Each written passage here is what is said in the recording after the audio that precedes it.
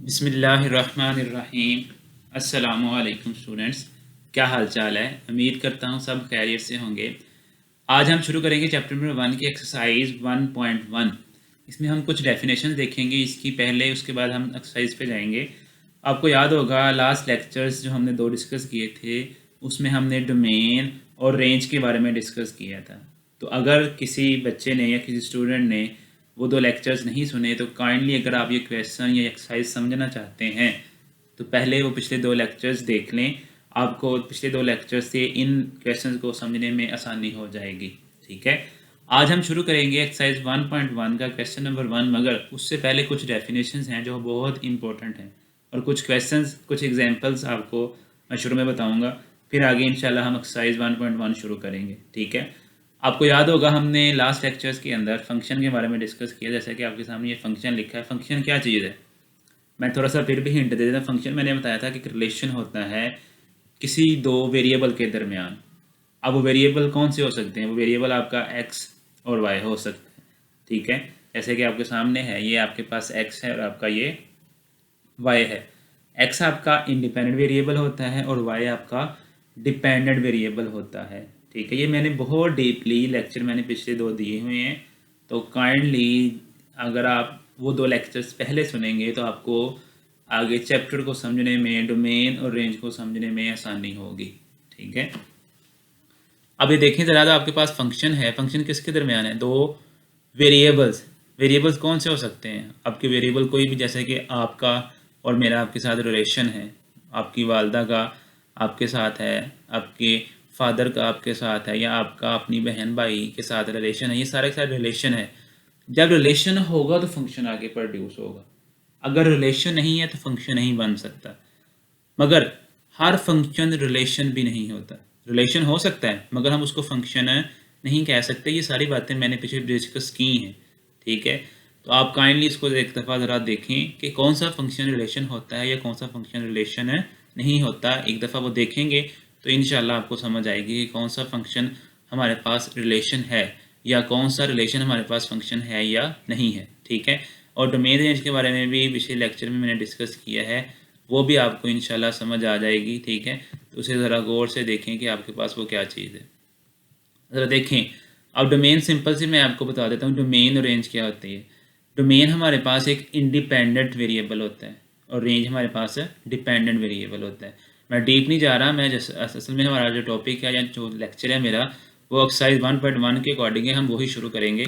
तो example number 1 है जिसमें हमने शुरू करना था। ये क्वेश्चन है, आपको याद होगा 4.5 चैप्टर नंबर 4 फर्स्ट ईयर के अंदर आपने इस तरह के क्वेश्चन देखे जहां आप लोग उसकी कह लें कि रिमाइंडर और फैक्टर थ्योरम यूज़ करके हल करते थे। तकरीबन ये भी उसी तरह के क्वेश्चन है।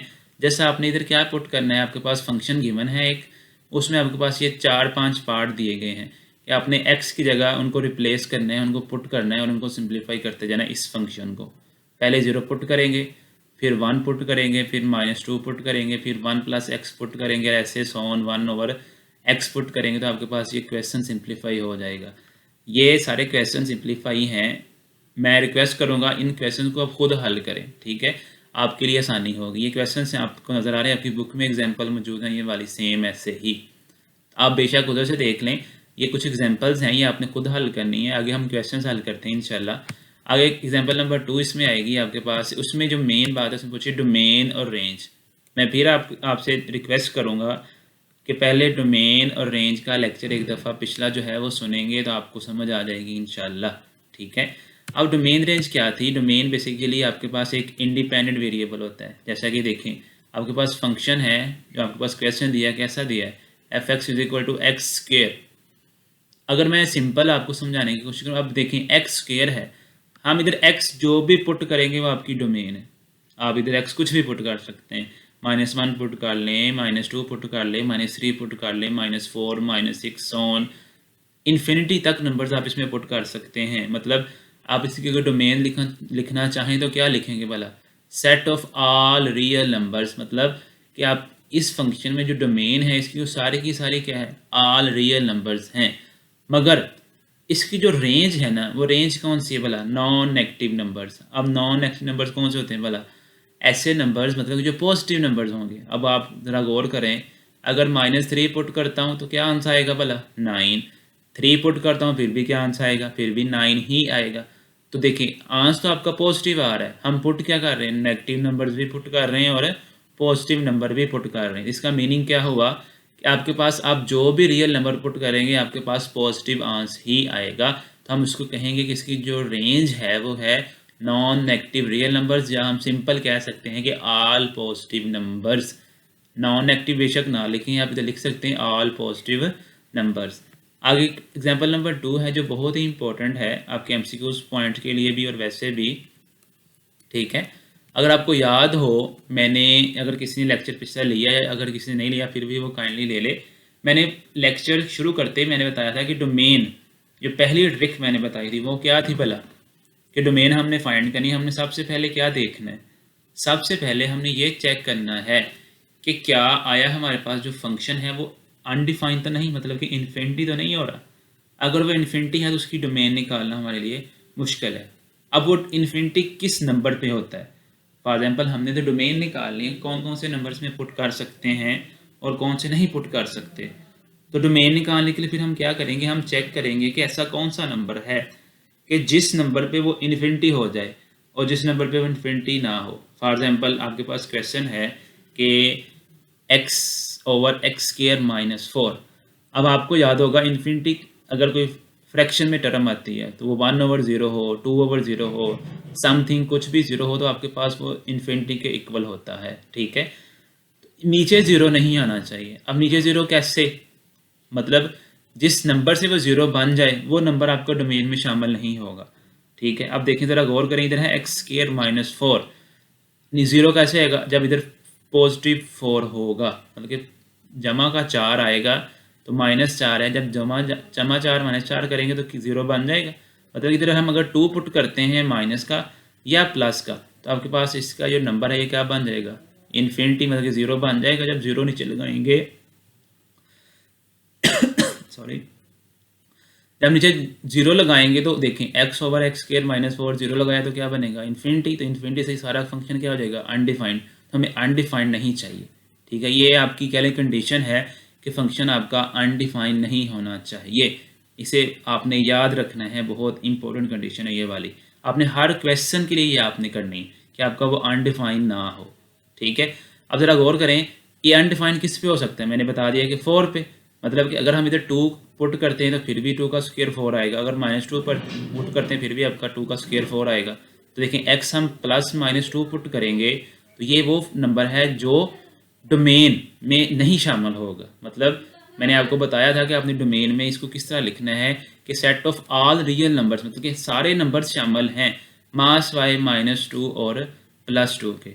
इन दो नंबर्स के अलावा बाकी आप सारे नंबर्स पुट करें आपके पास इसका आंसर निकल आएगा कोई ना कोई। मगर अगर -2 पुट करते हैं फिर भी ये इन्फिनिटी हो जाएगा, अगर +2 पुट करते हैं फिर भी क्या हो जाएगा? ये इन्फिनिटी हो जाएगा। इसलिए हम -2 और +2 नहीं पुट कर सकते। बाकी सारे के सारे नंबर आप पुट करेंगे आपके पास कोई ना कोई उसका आंसर निकलेगा जिसे हम रेंज कहेंगे। तो ऐसे ही अब -2 और 2 आपकी डोमेन में शामिल नहीं, बाकी सारे ही नंबर जितने भी आपके रियल नंबर्स हैं, बेशक -3, -6, -7, 3, 4, 5, 6 जो नंबर्स भी हैं आपके डोमेन में वो शामिल हैं, ठीक है। तो ये थी आपकी डोमेन। इसमें रेंज क्या होगी? अब देखिए रेंज आपकी, हम -2 पुट करते हैं तो तब भी आपका आंसर कुछ ना कुछ इसके अलावा जो भी है आपका कोई ना कोई आंसर निकल आएगा ना। देखिए फॉर एग्जाम्पल रेंज आपको मैंने इसकी ट्रिक बताई थी किस तरह निकालना है इसकी भी। अब ऊपर आपके पास कांस्टेंट टर्म है, नीचे आपके पास एक अलजेब्रिक फंक्शन आ रहा है, ठीक है। अलजेब्रिक है मगर वो स्क्वायर वाला है। सिंपल इसमें आपने इसको डज नॉट इक्वल टू 0 लिया था उस दिन, इसमें भी सेम ऐसे आपने इसकी रेंज निकालनी है। वो ज़रा ट्रिक देख लिया, आपको समझ आए किस तरह रेंज निकाली। रेंज बेसिकली क्या होती है? हम जो नंबर्स पुट करते हैं आपके पास उसका आंसर क्या आता है, ठीक है। अब -2 जब पुट करेंगे इसके अकॉर्डिंग जो कोई आंसर आपका आता है वो आपका शामिल नहीं होगा, बाकी सारे के सारे नंबर शामिल है। जिसने क्या लिखा है भला? Set of all real numbers आपकी रेंज में शामिल हैं सारे के सारे, ठीक है। तो ये आपकी डोमेन और रेंज एग्जांपल नंबर 3 के अकॉर्डिंग। आगे कुछ डेफिनेशन है ये देखते हैं। तो ये था आपकी रेंज। आपको याद होगा कि हमने पीछे भी बताया था कि रेंज कैसे है। अब सबसे इम्पोर्टेंट एक चीज़ आ रही है, वर्टिकल लाइन टेस्ट क्या होता है। अगर गौर करें लिखा है कि if a vertical line meet a graph in more than one point then it is not a graph of a function. अगर आपको याद हो फंक्शन क्या चीज़ है, मैंने फंक्शन के बारे में बताया था। आप चेक करना चाहते हैं कि हमारे पास ये जो ग्राफ है क्या ये फंक्शन का ग्राफ है या नहीं। हम क्या करेंगे, उस ग्राफ के ऊपर एक वर्टिकल लाइन ड्रा करेंगे। जैसे ज़रा गौर करें, ये आपके पास ग्राफ बना हुआ है एक, ठीक है, उसके ऊपर उसने वर्टिकल लाइन ड्रा की है। और ये भी आपके पास एक ग्राफ है सर्कल नमा, इसके ऊपर भी उसने क्या किया, वर्टिकल लाइन एक ड्रा की।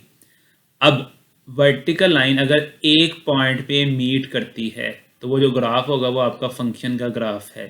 अगर वो एक पॉइंट पे मीट नहीं करती वो ग्राफ आपका फंक्शन का ग्राफ नहीं होगा। यही इसमें मेन बात है। एक हम लाइन ड्रा करेंगे किसी ग्राफ के ऊपर और हम चेक करना चाहते हैं कि क्या वो ग्राफ आपका फंक्शन का है या नहीं। तो हम क्या करेंगे, हम एक वर्टिकल लाइन ड्रा करेंगे और अगर वो लाइन एक पॉइंट पे मीट कर रहे उस ग्राफ को तो वो ग्राफ आपका वर्टिकल लाइन टेस्ट के अकॉर्डिंग फंक्शन है। अगर वो दो पॉइंट पे मीट करे तो आपका वो ग्राफ फंक्शन का ग्राफ नहीं होगा। ये सिंपल सी बात है। आप चेक कर सकते हैं खुद भी कि कौन सा ग्राफ आपका किसी फंक्शन का है या फंक्शन का नहीं है, ठीक है। आगे है इसमें एक बहुत ही इंपॉर्टेंट कि पीस वाइज फंक्शन क्या होता है। देखिए पीस, पीस में टुकड़े, दो हिस्सों में तकसीम, या कह लो कि कंपाउंड इकट्ठा है मगर उसमें दो हिस्से होते हैं उसके। फंक्शन आपका एक ही है, पीछे आपका फंक्शन एक ही होगा मगर उसमें उसके दो पार्ट होंगे अलग अलग। A function which is defined by two और मोर देन टू रूल्स, या कह लो कि सिंपल हम कह सकते हैं उसमें दो मेथड यूज़ हो रहे हों कि दो डिफरेंट तरीक़ों से उसको हल करना हो, मगर पीछे जब उसका आंसर निकालें टोटल आप सम उसका एक ही दें, वो आपका क्या होगा, एक पीस वाइज फंक्शन कहलाएगा। मैंने आपसे शुरू में कहा था हम कुछ डेफिनेशंस देखेंगे। ये आपकी पहली डेफिनेशन, पीस वाइज फंक्शन कौन सा होता है, जिसमें हम क्या देखते हैं, दो डिफरेंट फंक्शंस के डिफरेंट फंक्शंस का कंपाउंड होता है। जैसे कंपाउंड आप पढ़ते होंगे केमिस्ट्री के अंदर, ये आपका कंपाउंड है एक और पीछे आपके पास एक सिंगल वैल्यू निकलती है, ठीक है। जरा गौर करें, ये एक्स है। अब एक्स आपका 0 से बड़ा और इक्वल भी है और 1 से छोटा और इक्वल भी है। और इधर आपकी जो सेकंड फंक्शन है उसमें देखिए ज़रा, एक्स आपका 1 से बड़ा और 2 के इक्वल और छोटा दिया हुआ है। नेक्स्ट है अलजेब्रिक फंक्शन क्या होता है। अब जरा गौर करें अलजेब्रिक फंक्शन क्या है। सिंपल सी डेफिनेशन है, आपके पास जितने भी एक्स वाई कांस्टेंट मिला के जो फंक्शंस बनते हैं उनको हम अलजेब्रिक फंक्शंस कहते हैं। Functions, those functions which are defined by algebraic expressions are called algebraic functions. Next है पॉलिनोमियल फंक्शंस। आपको याद होगा पॉलिनोमियल के बारे में हमने फर्स्ट ईयर के अंदर भी डिस्कस किया था, पॉलिनोमियल क्या चीज़ है, ठीक है। आपको याद होगा सिंपल, आपके पास कोई भी एक्सप्रेशन है जिसकी पावर आपकी n है, अगर आपकी वो n जो हो वो क्या होगा, पॉजिटिव नंबर होना चाहिए। n क्या होना चाहिए, आपका पॉजिटिव नंबर होना चाहिए। ये बहुत इंपॉर्टेंट बात है, आपका n क्या होना चाहिए, एक पॉजिटिव नंबर होना चाहिए। ये आपने बात याद रखनी है हमेशा, ठीक है।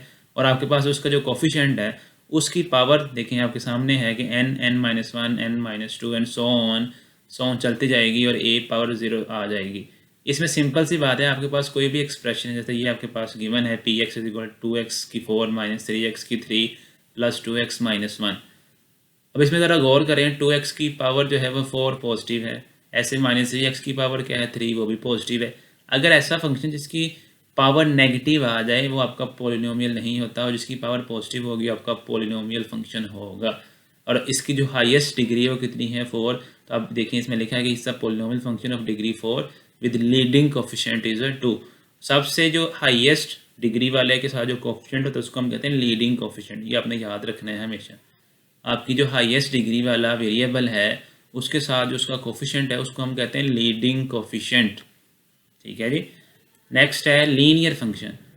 अब लीनियर फंक्शन क्या है, if a degree of polynomial function is 1। ये आप लोगों ने फर्स्ट ईयर में भी डिस्कस की होंगी लीनियर इक्वेशन, पॉलिनोमियल इक्वेशंस के बारे में, मगर इधर है फंक्शन में कि ऐसा फंक्शन जिसकी पावर कितनी है 1, उसको हम बोलेंगे लीनियर फंक्शन। जैसे कि आपके पास है f(x) = ax + b, ठीक है। सेम एग्जांपल है f(x) = 3x + 4 and f(x) = x + 2। ये सिंपल आपके पास लीनियर फंक्शन है। नेक्स्ट है आइडेंटिटी फंक्शन। आइडेंटिटी फंक्शन कैसा फंक्शन होता है, फॉर एनी सेट x, मतलब कि आपके पास सेम एक फंक्शन है, सेम उस जैसा ही सेट आपके पास मौजूद हो, उसको हम बोलेंगे आइडेंटिटी फंक्शन। मतलब जैसे आपने पीछे देखा था कि सेम 1 2 3 4 5 6 आप लिख सकते हैं एक सेट के अंदर, सेम उस जैसा एक और सेट हो उसको हम बोलेंगे ये दोनों आपस में क्या है, आइडेंटिटी फंक्शंस हैं। कांस्टेंट फंक्शन क्या होता है, मतलब कि आपका कोई रिलेशन है किसी फंक्शन के साथ, मतलब कि आपके पास दो डिफरेंट सेट हैं, सेट एक्स है सेट वाई है, जैसे let x and y be sets of real numbers. अब फंक्शन सी एक्स का रिलेशन बन रहा है वाई के साथ, अब उससे जो आपके पास जो उसका आंसर निकलता है दोनों का सेम निकलता है। मतलब कि आपके पास हम एक्स की अगर 2 पुट करते हैं तो वाई का भी क्या आता है 2 ही आता है, एक्स की अगर 3 पुट करते हैं वाई का भी क्या आता है 3 ही आता है, हम एक्स की अकॉर्डिंग टू एक्स पुट करते हैं 4 और वाई का भी 4 ही निकलता है, उसको हम कहते हैं ये एक कांस्टेंट फंक्शन है। जैसा कि आपके सामने ये नज़र आ रहा होगा आपको कि सी एक्स इज इक्वल टू 2। अब असल में सी एक्स हम एज ए वाई लेंगे, हम एक्स 2 है तो आपका वाई भी क्या है 2, अगर एक्स आपका 3 है तो वाई भी आपका क्या होगा 3 होगा, ठीक है। इसे हम कहते हैं कांस्टेंट फंक्शन। ये डेफिनेशन मैंने पिछले 2 लेक्चर में भी डिस्कस की है, वहाँ आप लोग देख सकते हैं। Rational function, a function r x of the form of p over q, आपको याद होगा rational numbers p over q की फॉर्म में लिखे जाते हैं, ऐसे ही रैशनल फंक्शन जो पी ओवर क्यू की फॉर्म में फंक्शंस लिखे जाए उनको हम बोलेंगे रैशनल फंक्शंस, और वही सेम बात के नीचे वाला इक्वल टू 0 नहीं होगा, ठीक है। एक्सपोनेंशियल फंक्शन कि जिसमें कोई भी वेरिएबल एज ए पावर आ जाए, या सिंपल किसी नंबर की पावर वेरिएबल हो, या सिंपल करें कि ई की पावर एक्स है, ये सारे के सारे आपके कौन से फंक्शन हैं, एक्सपोनेंशियल फंक्शंस हैं। A function in which the variable appear as exponent is called an exponential functions. ये आपको याद होगा हमने चैप्टर नंबर 4 में डिस्कस की थी डेफिनेशन कि ऐसी इक्वेशंस जिसमें आपके पास एज ए वेरिएबल क्या हो, एक्सपोनेंट हो या इंडेक्स हो, उसको हम कहते हैं एक्सपोनेंशियल फंक्शंस। उधर हमने इक्वेशन पढ़ा था, इधर हमने क्या पढ़ना, अब फंक्शंस पढ़ना है इनको। लॉगरिथम फंक्शंस कौन से होते हैं, जिसमें आपके पास लॉग आ जाता है उसको हम लॉग वाले फंक्शंस कहते हैं, और जिनमें आपके पास लॉग नहीं आता, सिंपल देखें आपके पास 2 तरह के फंक्शंस आते हैं, एक में आपके पास कॉमन लॉग आता है, एक आपके पास नेचुरल लॉग, जिसमें आपका एल एन आएगा उसको हम बोलेंगे कॉमन लॉग, और जिसमें आपके पास एल एन नहीं होगा मतलब कि सिंपल लॉग उसको हम बोलेंगे नेचुरल लॉग, ठीक है। लॉग फंक्शन 2 तरह के हैं, एक आपके पास कॉमन लॉग है जिसमें आप लॉग एल ओ जी लिखते हैं, ठीक है, और दूसरा आपके पास एल एन है जिसको हम लॉग ई लिखते हैं बेसिकली। लॉग ई आपका नेचुरल फंक्शन है, नेचुरल लॉग है, और लॉग अकेला जो है वो आपका कॉमन लॉग है। अब आप उसको नेचुरल लॉग को लॉग एन भी लिख देते हैं, ठीक है, जैसे ये लिखा है लॉग एन एक्स, ये आपका नेचुरल लॉग है, और लॉग एक्स आपका क्या है कॉमन लॉग है। तो ये आपके पास कुछ डेफिनेशन है। आगे है हाइपरबोलिक फंक्शंस। अब हाइपरबोलिक फंक्शंस कौन से फंक्शन है, जैसा कि आपके सामने नज़र आ रहा होगा आपको कि साइन एक्स क्या बात लिखी है 1/2 ई एक्स माइनस ई की power minus x is called hyperbolic sine function. It's domain and range are the set of all real numbers. नीचे है कॉज का फार्मूला, ऐसे ही सेम बाकी हैं, ये आप लोग बुक में देखिएगा लाजमी। ये सारे के टेन के साइन के कॉज के निकले हैं, जैसे आप लोग साइन ओवर कॉज करके निकालते हैं सेम ऐसे ही हम टेन का निकाल लेंगे साइन ओवर कॉज करके, ऐसे उनका उलट करेंगे तो सीकेंड को सीकेंड का निकल आएगा। ये कुछ चंद एक फंक्शंस हैं जिनको हम कहते हैं हाइपरबोलिक फंक्शंस, ठीक है। ऐसे ही इन्वर्स के हैं, असल में ये लास्ट में हम डिस्कस करेंगे कैसे आपके पास बनते हैं, पहले हम क्वेश्चंस करेंगे। आगे एक डेफिनेशन है एक्सप्लिसिट फंक्शन। अगर if y is easily expressed in term of independent variable x then y is called an explicit function of x। मतलब हम जिनको इजीली सिंप्लीफाई कर लेते हैं, जैसे कि आप देखो ना y आपके पास है x square plus 2x minus 1 या y is equal to x minus 1 are explicit function of x। Symbols उसका क्या है y is equal to f x, मतलब ऐसा फंक्शन जिसने लिखा है कि जिसको हम इजीली एक्सप्रेस कर सकें, इजीली डिफाइन कर सकें, उसको हम बोलेंगे एक्सप्लिसिट। जिसको हम इजीली डिफाइन ना कर सकें उसको हम बोलेंगे इम्प्लिसिट। जैसा कि वो मिक्स अप होगा, क्या लिखा है, if x and y are so mixed up and y can not be expressed in term of independent variables x then y is called implicit functions. मतलब जरा गौर करें, x square plus x y plus y square, इसमें अब x Y को आप अलग नहीं कर सकते इजीली, जिसमें आपका वाई अलग हो और एक्स वाले फंक्शंस अलग हों उसको हम कहेंगे एक्सप्लिसिट, और जिसमें एक्स और वाई आपका अलग ना हो उसको हम बोलेंगे इम्प्लिसिट, ठीक है। ये आपने याद रखना है, जिसमें आपका वाई अलग हो और एक्स वाली टर्म जो आपकी क्या हो अलग हो वो एक्सप्लिसिट है, और आपका जो जिसमें अलग ना हो आपका क्या है इम्प्लिसिट फंक्शन है, ठीक है जी। ये आगे है पैरामेट्रिक फंक्शंस, ये आप लोग देख लीजिएगा खुद ही। पैरामेट्रिक फंक्शन क्या है? Sometime a curve is described by expressing both x and y as function of the third variable, ठीक है जी। मतलब कि हमारे पास एक फंक्शन है x और y, एक्स वाई के अकॉर्डिंग हम क्वेश्चन देख रहे हैं ना कि आपके पास x है y है। अब x y के अलावा एक थर्ड वेरिएबल यूज़ किया जाए जिसमें आपके पास t हो सकता है, जिसमें आपके पास थीटा हो सकता है, कोई और आ सकता है, v आ सकता है, u आ सकता है, कोई भी वेरिएबल है मगर साथ आपका x हो, मतलब कि x का रिलेशन किसी और फंक्शन के साथ, मतलब कि किसी और वेरिएबल के साथ है, एज ए वो वेरिएबल काउंट होंगे आपके, ठीक है ना। थर्ड वेरिएबल एक्स वाई तो आपके पास मेन वेरिएबल है ना, इसके अलावा कोई और वेरिएबल आ जाता है, उसको हम बोलते हैं, ऐसे फंक्शंस को हम कहते हैं पैरामेट्रिक फंक्शंस, ठीक है।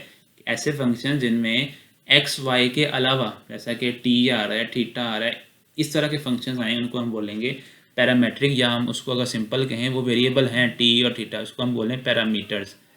आगे है इवन फंक्शंस, ये बहुत इंपॉर्टेंट है इवन फंक्शन और ऑड फंक्शन, कि हम फंक्शन में माइनस एक्स पुट करें और आपके पास आंसर क्या आ जाए एफ एक्स आ जाए, इसको हम बोलेंगे इवन फंक्शन। और हम उसमें माइनस एक्स पुट करें उसका आंसर क्या आए माइनस एफ एक्स, इसको हम बोलेंगे ऑड फंक्शन। ये है आपके ऑड फंक्शन। आपने सिंपल याद रखना है कि ऑड फंक्शन क्या होगा, जिसमें आप माइनस एक्स पुट करें फंक्शन में और आपका जो आंसर है वो माइनस एफ एक्स आ जाए, उसको हम बोलेंगे ऑड फंक्शन। और जिसमें आप माइनस एक्स पुट करें और आपका जो आंसर है वो सिंपल वही फंक्शन वापस मिल जाए, जैसा कि आपके सामने है, ये आपके पास फंक्शन है, ठीक है। सारे के सारे आपके पास इवन फंक्शन हैं, इनमें आप पुट करें माइनस एक्स, आपके पास उसका जो आंसर आएगा वो क्या आएगा एफ एक्स आएगा, मतलब कि सिंपल पहला आंसर आ जाएगा। मगर अगर आप इनमें माइनस एक्स पुट करें तो आपका वो आंसर वापस हमें नहीं मिलता, उसको हम बोलेंगे ऑड फंक्शन, या सिंपल कर लें उनमें आपके पास माइनस वन आएगा, वो आपके पास ऑड फंक्शन बनेगा। अब नेक्स्ट है कुछ आइडेंटिटीज़ हैं, ये कह लें कुछ फार्मूलाज आपको याद करने पड़ेंगे, ये आपको पहले भी आते हैं, आपने याद किए होंगे, बस फ़र्क सिर्फ इतना से उधर आप लोगों ने सिंपल याद की, इधर आप लोगों ने करने आए थे हाइपरबोलिक फॉर्म में। उधर आपको याद होगा फर्स्ट ईयर में cos square alpha plus sine square alpha याद किया होगा, उधर माइनस, इधर आपके क्या करना है प्लस करना है, डबल एंगल वाला फार्मूला। उधर आपने प्लस के अंदर वन की, इधर आपका माइनस में वन हो जाएगा। ये आपको डबल एंगल का याद होगा ये वाला फार्मूला, ठीक है। ये भी सेम वही है, ये सेम, जस्ट आपने जो प्लस है उससे माइनस और माइनस वाले को प्लस कर देना है। और चंद एक इक्वेशंस जिनको हम कहते हैं पैरामेट्रिक इक्वेशंस, ये अपनी इक्वेशंस याद रखनी है। नेक्स्ट लेक्चर में हम इंशाल्लाह 1.1 शुरू करेंगे। आज के लेक्चर में इतना ही काफ़ी है, इंशाल्लाह नेक्स्ट लेक्चर में मिलेंगे जिसमें आप लोग एक्सरसाइज 1.1 के बारे में डिस्कस करेंगे। उम्मीद है ये आपको कुछ चीज़ें, कुछ इंपॉर्टेंट बातें आपको समझ आ गई होंगी। इंशाल्लाह नेक्स्ट लेक्चर में मिलते हैं। फ़ी अमानिल्लाह, अपना ख्याल रखिएगा, ठीक है जी।